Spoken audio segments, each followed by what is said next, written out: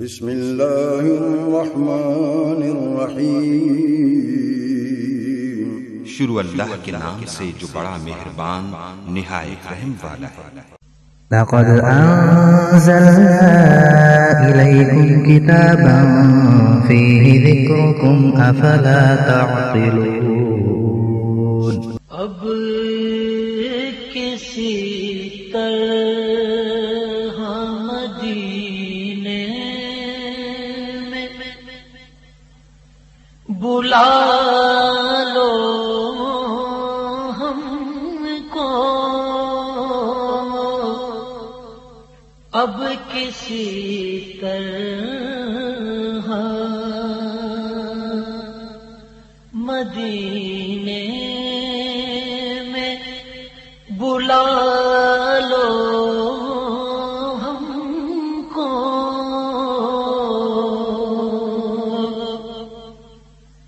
اب کسی طرح مدینے میں بلا لو ہم کو،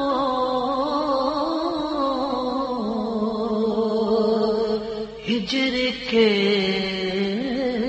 گھور اندھیروں سے بچا لو ہم کو، ہجر کے گھور اندھیروں سے بچا لو ہم کو۔ الحمدللہ رب العالمین والصلاة والسلام علی سید الانبیاء والمرسلین سیدنا و مولانا محمد وعلی آلہ واصحابہ اجمعین، اما بعد اعوذ باللہ من الشیطان الرجیم، بسم اللہ الرحمن الرحیم، ان اللہ وملائکتہ یصلون علی النبی یا ایھا الذین آمنوا صلوا علیہ وسلموا تسلیما۔ معزز سامعین و ناظرین، السلام علیکم ورحمۃ اللہ وبرکاتہ۔ اللہ تعالیٰ کی توفیق سے نبی مکرم صلی اللہ علیہ وسلم پر درود پڑھ کر ہم نے یہ بیان شروع کیا ہے۔ دوستان محترم، پچھلے 3 جمعہ مبارک سے ہم درود پاک کی فضیلت پر بات کر رہے ہیں۔ ہماری جو گفتگو کا اختتام ہوا تھا پچھلے جمعہ المبارک میں، وہ یہ تھا کہ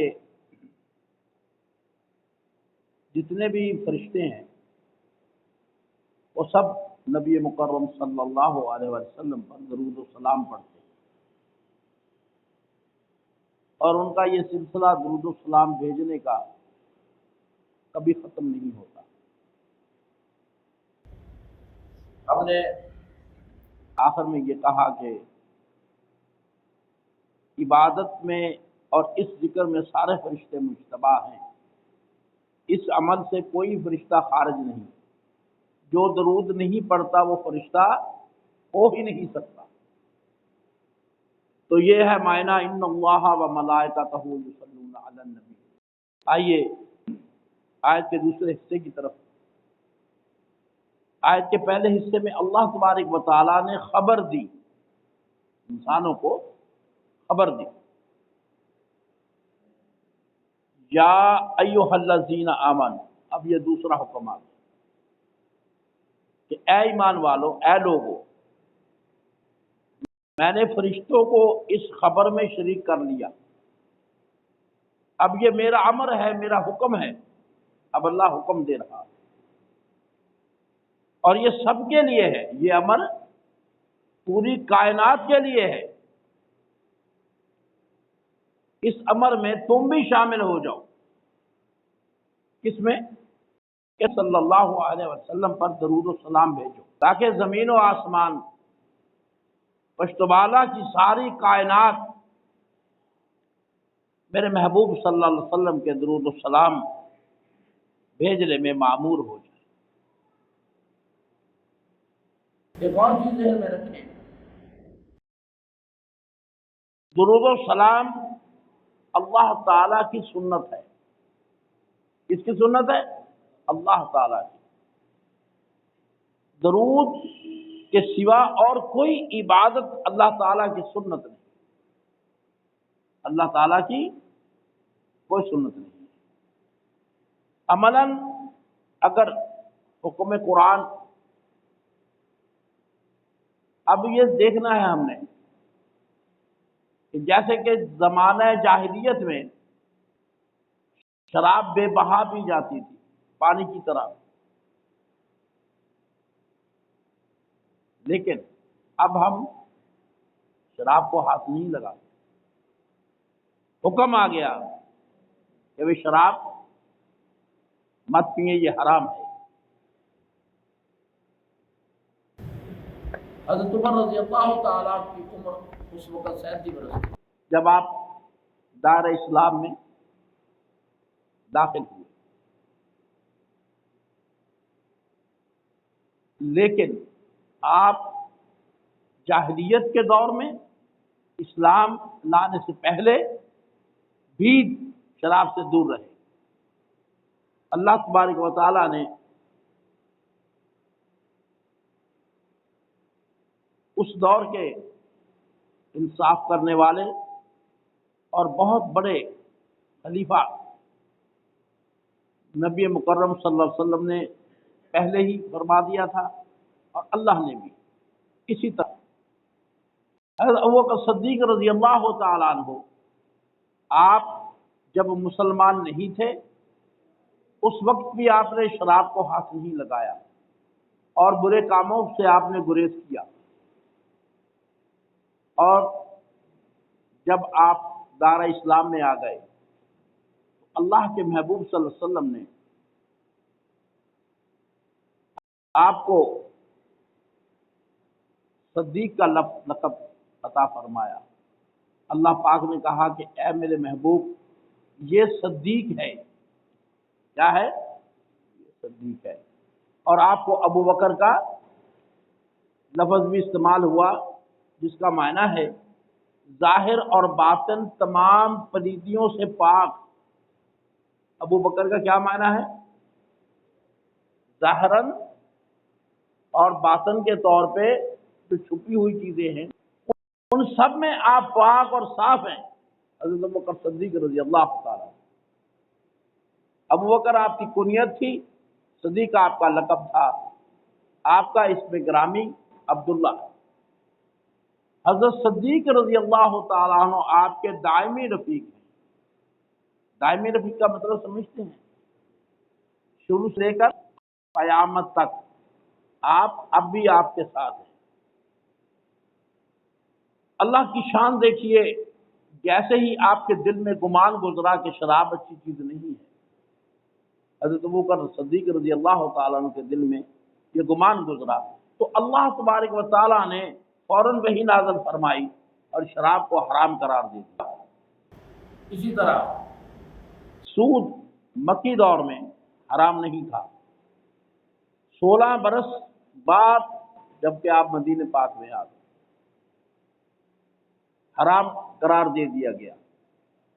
آخری زمانوں میں حتیٰ کہ شریعت محمدی کے احکام بھی وقت کے ساتھ ساتھ بدلتے رہے۔ جسے سنت کا درجہ دیا وہ کائنات کی ابتدا سے آج تک نہ سنت بدلی نہ وہ حکم بدلا۔ اس لیے اللہ تعالیٰ نے حضور پاک صلی اللہ علیہ وسلم پر درود بھیجنا صرف حکم ہی نہیں رکھا، اپنی سنت قرار دیا اس کو۔ پہلے اللہ نے خود لوگوں کو کر کے دکھایا، خبر دی کہ میں بھی پڑھتا ہوں۔ اس کے بعد کہا کہ یا ایھا الذین آمنوا صلوا علیہ وسلموا تسلیما، اے لوگو، اے ایمان والو، تم بھی میرے محبوب صلی اللہ علیہ وسلم پر درود بھیجا کرو۔ اس لیے اللہ تعالیٰ نے حضور پاک صلی اللہ علیہ وسلم پر درود بھیجنا حکم بنا دیا۔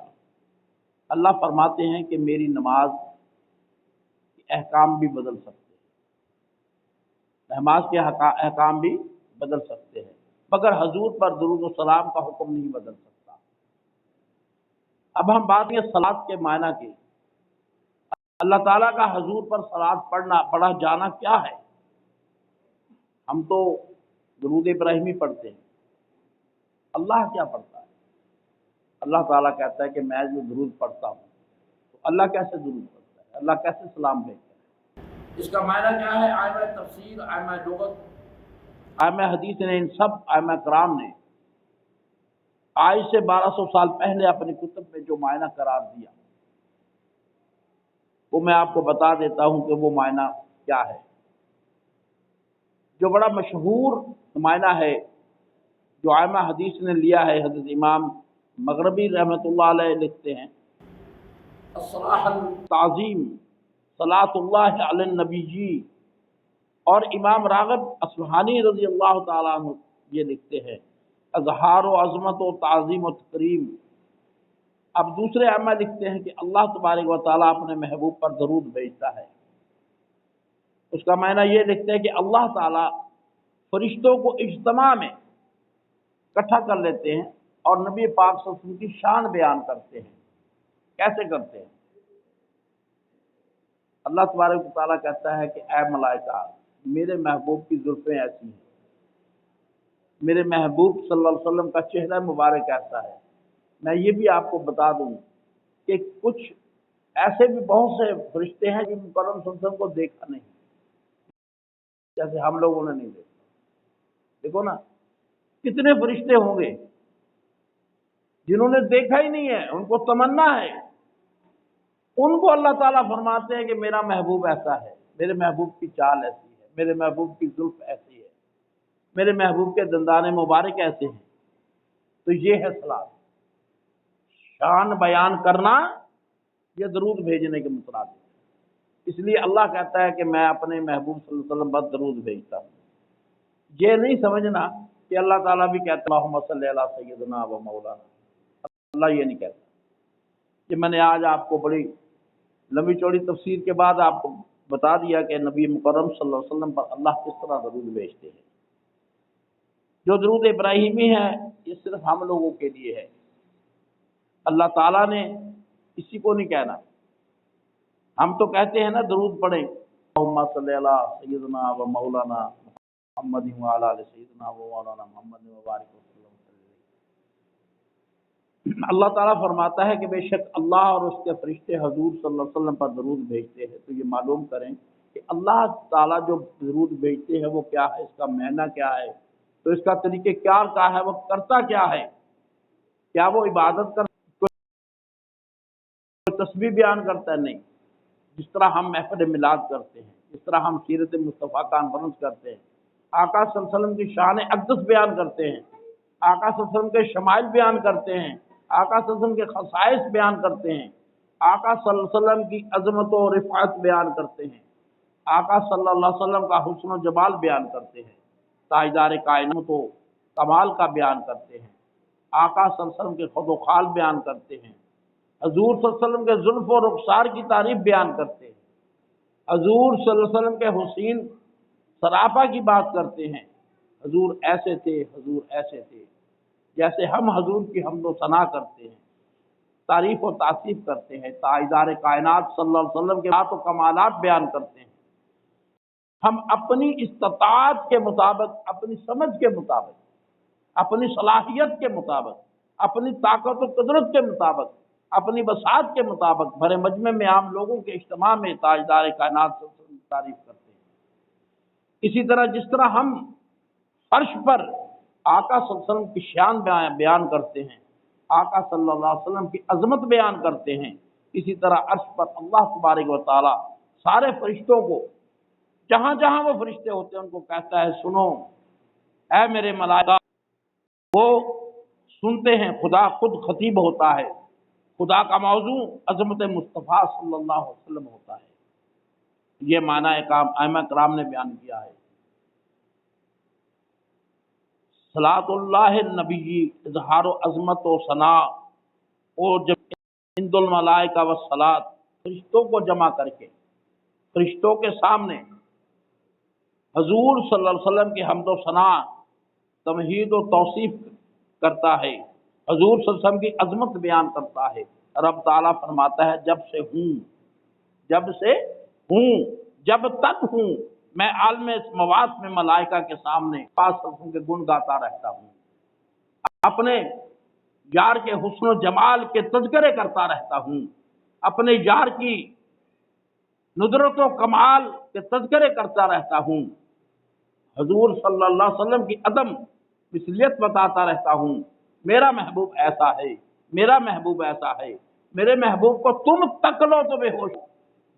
جب سے زمانہ شروع ہوا اس سے پیشتر، اس سے بھی پہلے سے لے کر جب تک فرشتوں کے سامنے میں اپنے یار کی تعریف کرتا رہتا ہوں۔ میرے دوستو، یہ معنی ہے درود پاک کا جو اللہ تعالیٰ اپنے محبوب پر بھیجتے ہیں۔ اب کچھ لوگ یہ کہتے ہیں